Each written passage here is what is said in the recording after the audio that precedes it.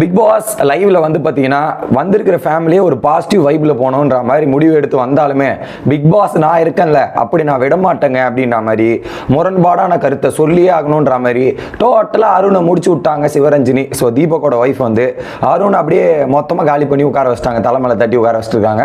அதுக்கப்புறம் சில பேர் ரயன், ஜாக்லின், சௌந்தர்யா, விஷால் எல்லாம் டோட்டலாக முடிச்சு விட்டாங்க அவங்களுடைய என்னென்னலாம் பண்ணுறாங்கன்ற மாதிரி சீக்வன்ஸாக. அது எல்லாத்தையும் டீட்டெயிலாக பார்க்கலாம்.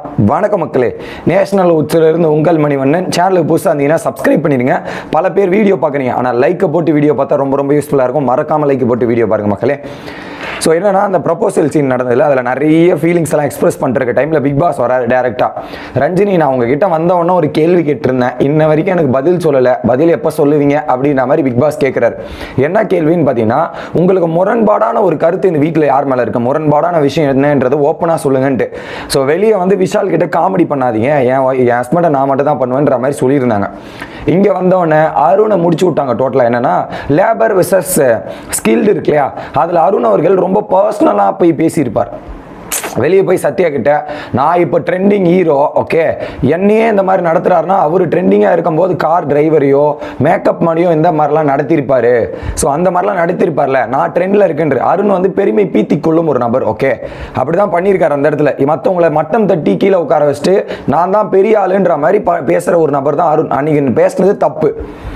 என்னன்னா, நீங்கள் இந்த வீட்டுக்குள்ளே நடக்கிற கான்டெஸ்ட்டை பற்றி பேசுறது, வீட்டுக்குள்ளே நடக்கிற விஷயத்தை பற்றி பேசுறது வைட்டு, அதை விட்டு அடுத்தவனோட பர்சனல் லைஃப்பில் நடக்கிற விஷயத்தெல்லாம் எடுத்து பேசினா இப்படி தான் நடக்கும். அதை நேராக போட்டு உடச்சிட்டாங்க. எப்படி அதை நேராக சிவரஞ்சினி போட்டு உடச்சோடனே அருண் மூஞ்சி காலி. அந்த இடத்துல மூஞ்சி ஃபியூஸ் பண்ண பல்ப் மாதிரி ஆயிடுச்சு. என்னடா இது, இப்படி ஒரு விஷயத்த சொல்ல வேணா, இத்தனை நாளாக எக்ஸ்போஸ் ஆகாமல் இருக்காரு. இதெல்லாம் வந்து ஹோஸ்ட் கேட்க வேண்டிய கேள்வி. எப்படி ஹோஸ்ட் கேட்க வேண்டிய கேள்வி. அந்த இடத்துல இவங்க வந்து எனக்கு இந்த மாதிரி இருந்துச்சு, எனக்கு சுத்தமாக பிடிக்கல அருண், அதை வந்து பார்த்தீங்கன்னா நீ ஒரு ப்ரூஃப் இல்லாமல் பேசக்கூடாது, உன்னோட அசம்ஷனில் வருதுன்றதுக்காக எல்லாத்தையும் உங்கள் இஷ்டத்துக்கு பேசுவீங்களா? எப்படி பேசுவீங்க? எப்படி பேசுவீங்க இஷ்டத்துக்கு? இதெல்லாம் நீங்கள் பேசியிருக்கவே கூடாது. ஒரு வேளை ப்ரூஃபோடு இருந்து அவர் அந்த மாதிரி பிஹேவ் பண்ணி இருந்தாருன்னா ஓகே. நீ வெளியே அவருடைய பர்சனல் லைஃப்பை பற்றி தெரியுமா, அவர் என்ன பண்ணுறாருன்னு உனக்கு தெரியுமா? அதெல்லாம் தெரியாமல் நீங்கள் எப்படி பேசுவீங்க? இதெல்லாம் ரொம்ப ரொம்ப தப்பு, எனக்கு ரொம்ப ஹர்ட் ஆயிடுச்சு, ரொம்ப ரொம்ப இதுவாயிருச்சு அப்படின்ற மாதிரி இவங்க ஓப்பனாக போட்டு உடச்சோடனே அருண் மன்னித்து விடுங்கள் ஐயா, சாரி ஐயா அப்படின்ற மாதிரி அருண் சாரி கேட்டார். அதுக்கப்புறம் நீங்கள் டிஸ்கிரிமினேஷன் ஒரு வார்த்தை பயன்படுத்தினீங்களே, அது கூட பண்ணாத நபர் தான் அவர். அவரை பற்றி நீங்கள் இப்படிலாம் பேசக்கூடாது, ரொம்ப ரொம்ப தப்பு. நீங்கள் ஃபைட்டில் வீட்டுக்குள்ளே நடக்கிறது எல்லாத்தையுமே பேசிங்க, அது கொஞ்சம் பர்சனலாக போனது எனக்கு சுத்தமாக பிடிக்கலன்ற மாதிரி ஓப்பனாக போட்டு உடச்சு விட்டாங்க அருணை அப்படின்றது தான் பாயிண்ட். அருண் ஒரு மாதிரி ஆயிட்டார் அந்த இடத்துல, என்னடா இப்படி அடிச்சிட்டாங்களே. பட் எனக்கு என்னமோ நான் என்ன நினைக்கிறேன்னா, அந்த வைபை கெடுக்க வேண்டாமே, பிக் பாஸை பொறுத்தவரை அந்த வைபை கெடுக்காம போலாமே அப்படின்னு நான் நினைச்சேன். ஏன்னா அந்த வைப் எல்லாருக்கும் ஒரு பாசிட்டிவ் மைண்ட் செட்டில் இருக்கும்போது நம்ம பட்டுன்னு ஒரு நெகட்டிவ் சொல்லும்போது ஒரு மாதிரி ஆயிரும். அதில் ஒரு மாதிரி ஆகிட்டார். இதில் குறிப்பாக ஓப்பனாக சொல்லிட்டாங்க, நீங்கள் கேரக்டர் அசாசினேஷன் பண்ணியிருக்கீங்க அருண், இந்த மாதிரி கேரக்டர் அசாசினேஷன் பண்ணவே கூடாது. நீங்கள் எப்படி பண்ணுவீங்க? ரொம்ப ஹர்ட் ஆயிடுச்சு, எனக்கு இது சொல்லணும்னு அவசியம் இல்லை, பிக் பாஸ் என்ன சொல்லியிருக்கார், நான் சொல்லி தான் ஆகணும், அந்த கட்டாயத்தில் இருக்கிறதால நான் சொல்கிறேன். மற்றபடி இதை நான் வெளியே வந்திருந்தாலும் உங்ககிட்ட சொல்லியிருப்பேன், எப்படி ஏன் பேசுனீங்க, எதுக்கு பேசுனீங்க, நான் வெளியே வந்திருந்தாலும் கேட்டிருப்பேன். அது இங்கே நான் சொல்லிட்டேன், நீங்கள் ஃபீல் பண்ணலாம் வேண்டாம் விடுங்க அப்படின்ற மாதிரி சொல்லிட்டாங்க. அதை சொன்னாலுமே இப்போ ஃபீல் பண்ணாமல் இருக்க முடியாது, அது ஒரு அவுட் ஆஃப் த மைண்டில் ஒரு இதுலேயே இருந்துட்டு இருக்கும் அப்படின்றது. அதான் சொல்கிறேனே, ஒரு வார்த்தையை பயன்படுத்தும் போது கரெக்டான பயன்படுத்துதலோடு பயன்படுத்தணும் அப்படின்றது தான். ஸோ நிறைய பேர் கமெண்ட்டில் கேட்டிருக்கீங்க, ஜாக்லின் ஒரு வார்த்தையை சொல்லியிருக்காங்க, அதோட வீடியோ எப்போ வரும்னு கேட்டிருக்கீங்க. வரும் வராமலாம் இல்லை, அது எல்லாருடைய தப்பையும் நான் சொல்லியிருக்கேங்க. காமெடி கூட ஒரு வார்த்தையை கரெக்டாக பார்த்து பயன்படுத்தணும்னு நான் சொல்லியிருக்கேன் நபர் தான். அந்த வீடியோ போடாமல் போனேன் நான் தப்பு, கண்டிப்பாக அந்த வீடியோ போடுவேன், போடாமலாம் போக மாட்டேன், வெயிட் பண்ணுங்கள். ஓகே, ஸோ இந்த கேட்டகரியில் அருணை பற்றி இது டீட்டெயிலாக சொல்லி முடிச்சிட்டாங்களா? அடுத்து ஒவ்வொருத்தர் கண்டஸ்டன்ஸை பற்றி தீபக் வந்து எக்ஸ்பிளைன் பண்ணிட்டே வராரு. அப்போ வந்து எனக்கு சிங்கக்குட்டி, என்னோட குட்டி சிங்கம் வந்து பார்த்தீங்கன்னா முத்துக்குமரன் சிங்கம் மாதிரி தான் நான் பார்க்குறேன்ற மாதிரி. அப்போ தீபக் வந்து ஒரு ஐ ரேட் பண்ணுற ஒரு பிளேயர் யாருன்னா முத்துக்குமரன் ஐ ரேட் பண்ணுறது யாருன்னா தீபக். இவங்க ரெண்டு பேருக்கும் ஒரு முச்சுவல் அண்டர்ஸ்டாண்டிங் இருக்கிறத நம்மளால் பார்க்க முடிச்சு. அதை அவங்க ஒய்ஃபுமே எடுத்து உரைக்கிறாங்க. ஓகே, அதே டைமில் வர டைமில் தான் பார்த்தீங்கன்னா ரயனோட பாடி லாங்குவேஜை வச்சு முடிச்சு விட்டாங்க. ரயனு எப்படி நடப்பான், அவன் பாடி லாங்குவேஜ், தமிழும் சரஸ்வதி சீரியல் நடிச்சிருக்காருல, அதில் இவங்களுக்கு ஒரு பர்சனல் எக்ஸ்பீரியன்ஸ் இருக்குது போல். அந்த எக்ஸ்பீரியன்ஸை எடுத்துகிட்டு வந்து அவருடைய எப்படி நடப்பார் அப்படின்றத பாடி லாங்குவேஜ் அக்யூரேட்டாக பண்ணி டோட்டலாக பிளாஸ்ட் பண்ணிட்டாங்க. அந்த இடத்துல டோட்டல் டேமேஜ். ரயானோட பாடி லாங்குவேஜ் டோட்டலாக முடிச்சு விட்டாங்க சிவரஞ்சினி அப்படின்றது பார்க்க முடிஞ்சு. அடுத்து அது வந்து நான் அப்படின்ற மாதிரி ஜாக்லின் கை தட்டுவாங்கல்ல, கையில் அடிச்சு பேசுவாங்கல்ல, அந்த இடத்துல ஜாக்லினை கையில் அடித்து பேசுறது, ஓப்பனாக அந்த இடத்துல அடிச்சு முடிச்சுட்டு பேசாமல் சப்பாத்தி மாவு கொடுத்துருங்க, அவங்ககிட்ட தட்டிகிட்டே இருப்பாங்க, அது சப்பாத்தி கரெக்டான ஷேப்பில் வந்துடும் அப்படின்ற மாதிரி ஜாக்லினை முடிச்சு விட்டாங்க அந்த இடத்துல.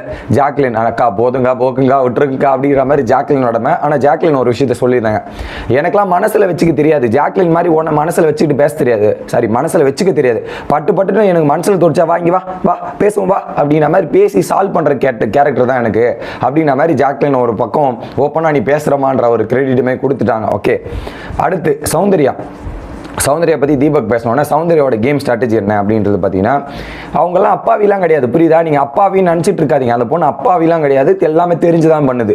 அதுலேயும் வந்து அந்த ரியாக்ஷன் பண்ணுது பாருங்க, அவங்க பையன் பண்ணி காமிச்சா அந்த ரியாக்ஷன், இப்படி கண்ணை உருட்டுறது, அதுக்கப்புறம் வந்து ஒரு சீரியஸான டிஸ்கஷன் போகும்போது அந்த முடியை பண்ணுறலாம், இதெல்லாம் நல்லாவே இல்லை அப்படின்ற மாதிரி முடிச்சு விட்டாங்க அந்த இடத்துல. முடி இப்படி தூக்கி போடுறது, இதெல்லாம் வந்து பார்க்கறதுக்கு நமக்கு இதுவாக இல்லை. அது மட்டும் இல்லாமல் அப்பட்டமாக மாட்டிக்கும் ஒரு தப்பு, ஒரு விஷயம் வந்து பண்ணுவாங்க, வேணுத்துக்கிட்டே பண்ணுவாங்க, எப்படி ஒரு விஷயம் வேணுத்துக்கிட்டே பண்ணிட்டு வீக்கெண்டில் பாராட்டு கிடைக்கும், வீக்கெண்டில் வந்து ப்ரைஸ் பண்ணுவாங்கன்னு நினச்சிட்டு மேடம் போவாங்க, என்ன பண்ணுவாங்க, ஐயோ மாட்டிக்கிட்டுமே என்ன பண்ணுறதுப்பா அப்படின்ற மாதிரி சைலண்ட்டாக அப்படியே வந்து மாட்டிக்கிறதே அப்படியே வந்து பாராட்டுன்னு நினச்சி போய் அப்படியே எழுந்து நின்று மாட்டிக்கிட்டோன்னா அப்படியே வேறு மாதிரி பண்ணுவாங்க.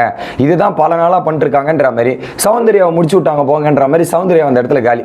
அடுத்து விஜய் விஷால், உனக்கு 4 டான்ஸ் ஸ்டெப்பை தவிர்த்து வேறு எதுவுமே தெரியாதாடா உனக்கு, என்னடா ரிப்பீட் பண்ணல, இப்படி தக்கா ஆடுற இப்படின்ற, இது வேற என்ன பண்ணுற நீ, வேற என்ன தெரியும் உனக்கு அப்படின்ற மாதிரி அந்த இடத்துல முடிச்சு விட்டாங்க விஜய் விஷாலை அப்படின்றது பார்க்க முடியுது. நல்லா இருந்துச்சு. ஆனால் அருணை பார்க்கும்போது தான் பாவமாக இருந்தாலும் தப்பு தானே, ஐ மீன் ஒரு ஃபேமிலி வீக்கில் இதை பண்ணியிருக்க வேண்டான்றது தான் பாயிண்ட் எனக்கு இருந்தாலுமே, ஆனால் அவர் பயன்படுத்தினது தப்பு, அதில் மாற்றுக்கிறதுல அதுக்கான கான்சிக்வன்ஸ் இங்கே நடந்துருச்சு.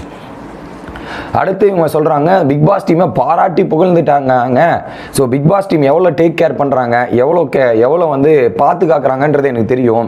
மழை டைமில் கூட மெசேஜ் பண்ணி கேட்குறதா இருக்கட்டும், எந்த நேரத்தில் ஃபோன் பண்ணாலும் அவங்க அழகாக பொறுமையாக பேசி ரெஸ்பான்ஸ் கொடுக்குற விதெல்லாம் ரொம்ப பயங்கரமாக இருக்குது, பியூட்டிஃபுல்லாக இருக்குது அப்படின்ற மாதிரி ஓப்பனாக சொல்லி முடிச்சிருந்தாங்க. வேறு மாதிரி இருந்துச்சு அதெல்லாம். ஓகே, அதை தவிர்த்து தீபக் வந்து என் லைஃப்பில் இந்த கப்பெல்லாம் கூட முக்கியம் கிடையாதுங்க, எனக்கு இந்த எக்ஸ்பீரியன்ஸும் நாலேஜும் தான் எனக்கு ரொம்ப முக்கியம், அதை நான் லைஃப் லாங் எடுத்துகிட்டு போகணும்னு நினைக்கிறேன் அப்படின்ற மாதிரி இது ஒரு பெரிய பாடம், வாழ்க்கையில் ஒரு பெரிய பாடமாக நான் பார்க்குறேன்றதையும் சொல்லியிருந்தாங்க.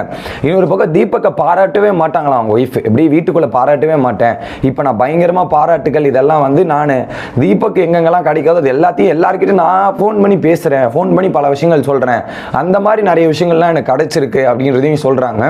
அதை தவிர்த்து தீபக்கு ஃப்ரெண்ட்ஸ் எல்லாம் நான் நிறைய பேர் கூட மிங்கில் ஆக மாட்டேன், அவங்களுக்குன்னு ஒரு கிரிக்கெட் கேங் இருக்கான், அவங்க கூட மிங்கில் ஆகாமல் இருந்தேன். ஆனால் இப்போ எனக்கு தெரியுது அவங்க என்ன எப்படி பார்த்துக்கிறாங்க, தீபக் இல்லாத போது அந்த சுச்சுவேஷன் எப்படி ஹேண்டில் பண்ணுறாங்கன்றது என்னால் பார்த்துக்கிட்டு புரிஞ்சிக்க முடியுது, அந்த அளவுக்கு இருக்குது. ஸோ அந்த கேட்டகரியில் இந்த ஷோவில் வந்திருக்கிற அனைத்து நபர்களும் உங்களோட சோல் உழைப்பை போட்டு உழைச்சிட்டு இருக்கீங்க, எல்லாமே உங்களோட பாசிட்டிவ் நெகட்டிவ்ஸ்ன்றது எல்லாத்தையுமே ஷோ கேஸ் காமிச்சிட்டு இருக்கீங்க. ஸோ எல்லாமே நல்லா போயிட்டு இருக்கு அப்படின்ற மாதிரி பல விஷயங்கள் சொல்லிட்டு இருந்தாங்க. ஸோ இதுதான் தற்போதைய லைவ்ல நடந்த நிலவரம். அடுத்த வீடியோவில் வந்து சந்திக்கிறேன். Bye guys.